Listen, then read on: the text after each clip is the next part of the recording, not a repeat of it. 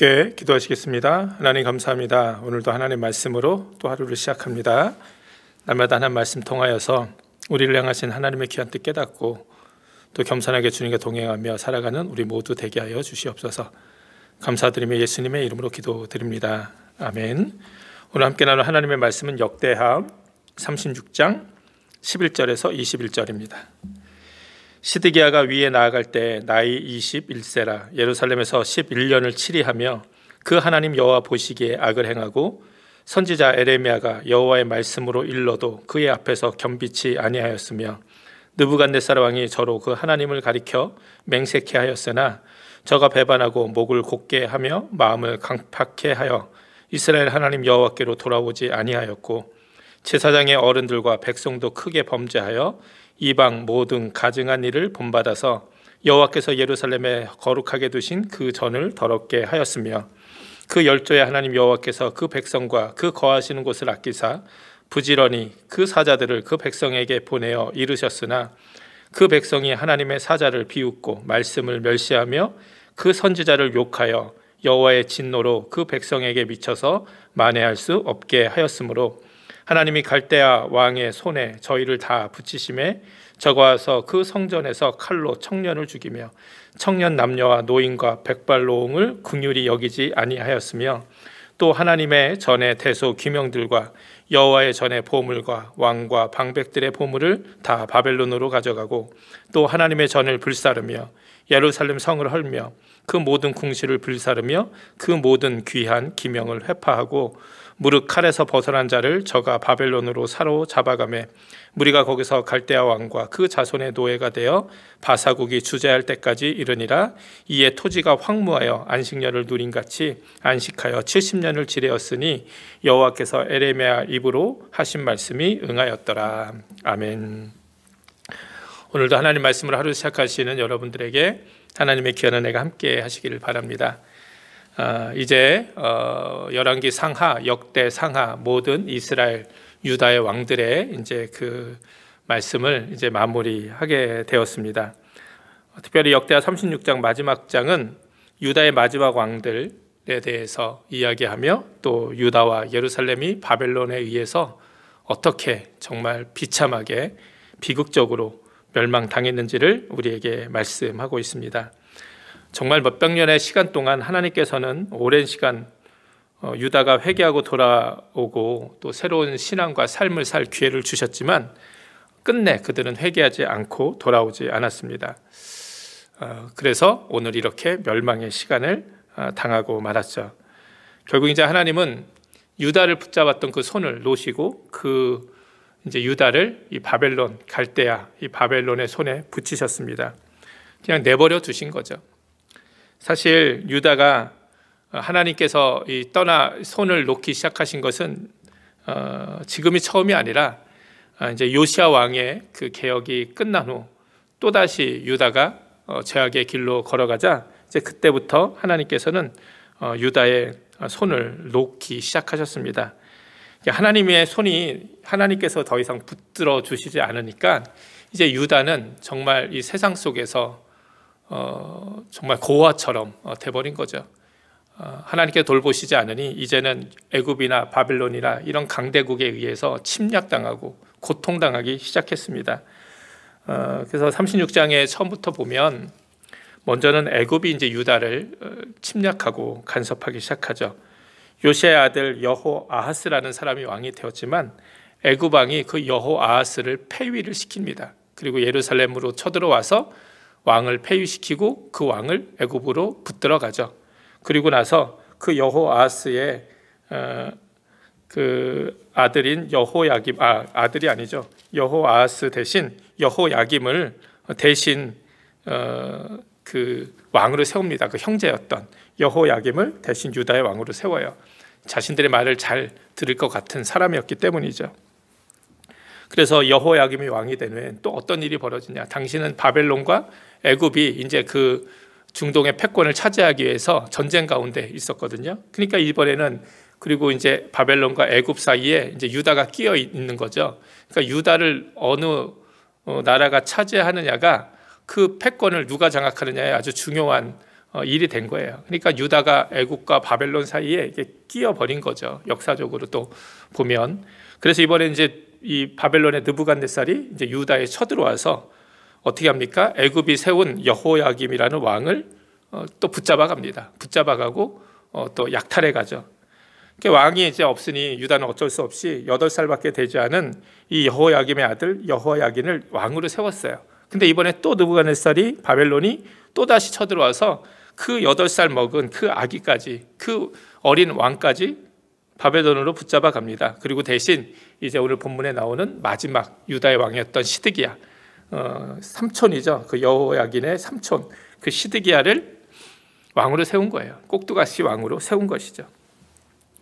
그러니까 이런 비극적인 일을 아주 당하게 되는 거예요. 애국과 바벨론이라는 아주 거대한 두 짐승과 같았던 큰 강대국 사이에 유다가 껴서 이리 치이고 저리 치이고, 애굽에 좀 가까이 가면 바벨론이 와서 괴롭히고, 바벨론 편에 좀 서면 애굽이 좀 괴롭히고, 이러지도 저러지도 못하는 아주 그냥 비참한 상황에 놓이게 되었습니다.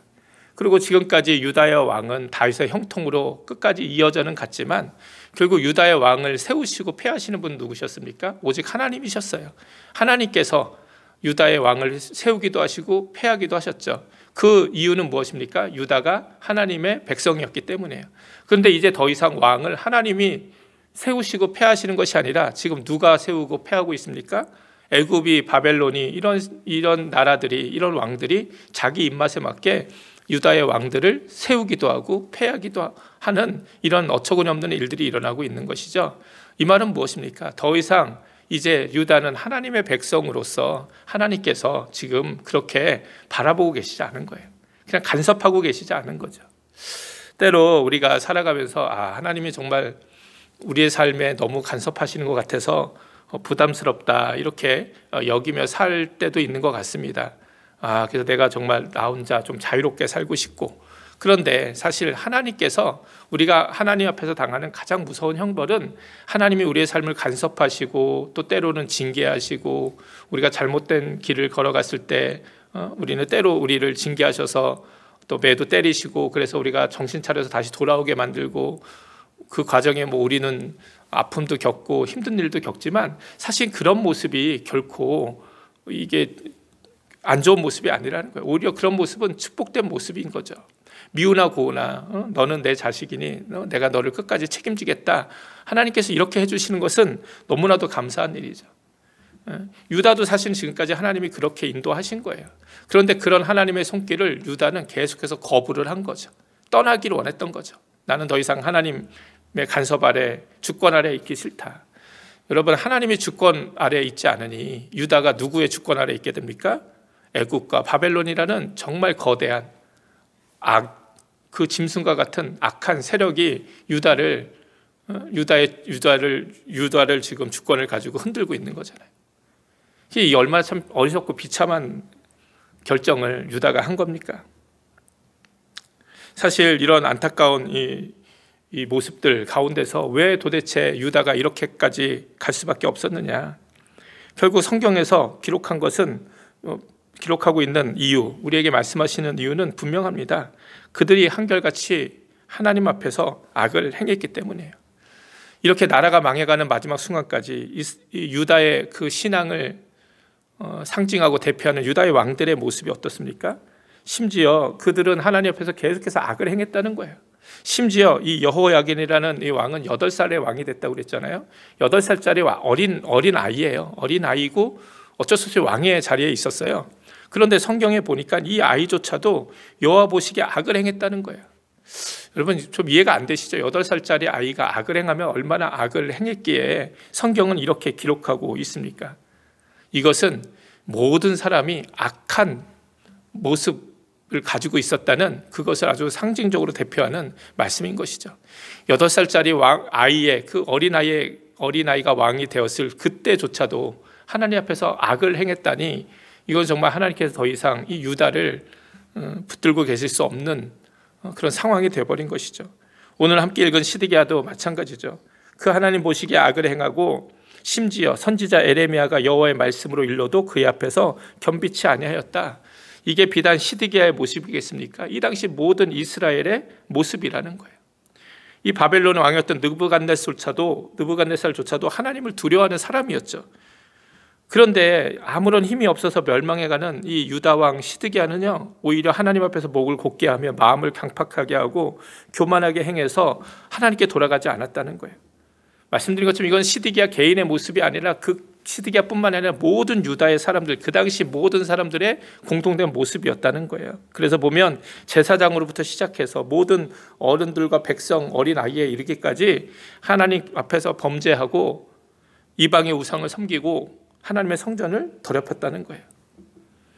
정말 하나님은 부지런히 유다를 아끼셔서 귀하게 여기셔서 정말 하나님 부지런히 그들에게 하나님의 사자 선지자를 보내서 가르치시고 말씀하셨는데, 오히려 그들은 하나님의 말씀을 멸시하고 그 선지자들을 모욕하고 그 선지자들을 괴롭게 하고, 결국 그들이 하나님께서 그들에게 분노하실 수밖에 없는, 정말 이 유다가 멸망당할 수밖에 없는 그 일들을 스스로 자초했다고 오늘 성경은 기록하고 있는 것이죠. 이런 모습은 마치 노아의 시대와 같았습니다. 노아의 시대의 모습이 어땠습니까? 창세기 6장 5절 6절 보면 여호와께서 사람의 죄악이 세상에 관영함과 그 마음의 생각에 모든 계획이 항상 악할 뿐임을 보시고 땅 위에 사람 지으셨음을 한탄하사 마음에 근심하셨다, 이렇게 기록하고 있습니다. 죄악으로 세상에 가득 찬 것뿐만 아니라 그들의 모든 생각과 계획도 악했다는 거예요. 더 이상 소망이 없다는 거예요. 그러니 하나님께서는 다시 홍수로 모든 것을 쓸어내시고 노아의 가족으로 새롭게 시작하신 거죠. 지금 유다도 그렇다는 거예요. 이제 더 이상 소망이 없는 거예요. 어린아이부터 노인에 이르기까지, 정말 그 낮은 백성부터 그 높은 왕에 이르기까지, 그 제사장에 이르기까지 모든 것이 다 악할 뿐인 거예요. 더 이상 그들에게 소망이 없고 다시 돌아올 가능성이 없는 것이죠. 그래서 결국 하나님께서는 유다의 모든 것들을 무너뜨리시는 거죠. 그런데 우리가 항상 하나님의 은혜가 있지 않습니까? 이 무너뜨리는 것이 끝나는 것이 아니죠. 홍수 이후에 하나님께서 무지개를 언약으로 삼으시고 노아의 그 가족으로 인하여 새로운 창조를 시작하신 것처럼 이제 유다도 이제 70년 동안 그 땅이 황무해지고 바벨론으로 포로로 끌려가서 70년을 그들이 고생하지만 이제 하나님이 새 시대, 새 역사를 열기 위해서 다시 이제 그들을 예루살렘으로 돌아오게 하시는 거죠. 그러나 그렇게 하기 전에 먼저 모든 것이 다 무너지는 거예요. 이 말씀을 오늘 우리가 어떻게 받아들여야 합니까? 사실 우리는 이제 예수 그리스도의 십자가의 은혜로 구원받은 하나님의 자녀가 되었기 때문에 이렇게 하나님이 우리를 멸망시키지는 않으세요. 그런데 우리의 삶이나 어떤 신앙의 어떤 모습들을 단편적으로 보면 때로 정말 더 이상 가능성이, 가망이 없으면 하나님께서는 때로 우리의 모든 것을 무너뜨리긴 하십니다. 모든 것을 무너뜨리고 다시 시작할 수 있는 은혜를 주시는 거죠. 그런데 여러분 한번 생각해 보세요. 우리의 인생이나 우리의 신앙이나 어떤 우리의 교회의 모습이나 모든 것이 다 무너지고 다시 새로 시작된다는 것이 얼마나 많은 아픔과 고통이 그 안에 있겠습니까? 얼마나 상처들이 생기겠습니까? 얼마나 어려운 일들이 많겠습니까? 그러니까 지혜로운 건 뭡니까? 그러기 전에 빨리 정신 차리고 회개하고 하나님 앞에 나가는 거죠. 뭔가 내 삶에서, 뭔가 내 신앙에서 잘못된 모습이 있고 반복되는 잘못된 모습이 있다면 빨리 그것을 하나님께서 계속해서 우리에게 말씀하시고 하나님의 사람을 보내시고 사인을 주실 때 빨리 그거를 알아차려서 정말 지혜롭게 또 겸손하게 하나님 앞에 회개하며 돌아오며 다시 우리의 무너진 것을 새로 쌓아야지, 하나님께서 모든 것을 다 무너뜨리신 후에 다시 우리가 쌓는다는 건 너무나도 어렵고 힘든 일입니다. 물론 하나님이 필요하시다면 그렇게 행하시겠죠. 그러나 정말 그렇게 그 전에 먼저 우리가 하나님 앞에 겸비하고 주님 앞에 나가면 또 하나님께서는 또 우리에게 새로운 기회와 은혜를 지금 또 끊임없이 주시는 분이심을 여러분 믿으시기 바랍니다. 시드기야에게는 에레미야 같은 위대한 선지자가 있었는데 그 에레미야가 하나님의 말씀을 일러도 그의 앞에서 겸비치 아니하였다. 이게 결국 망할 수밖에 없는 이유 아닙니까?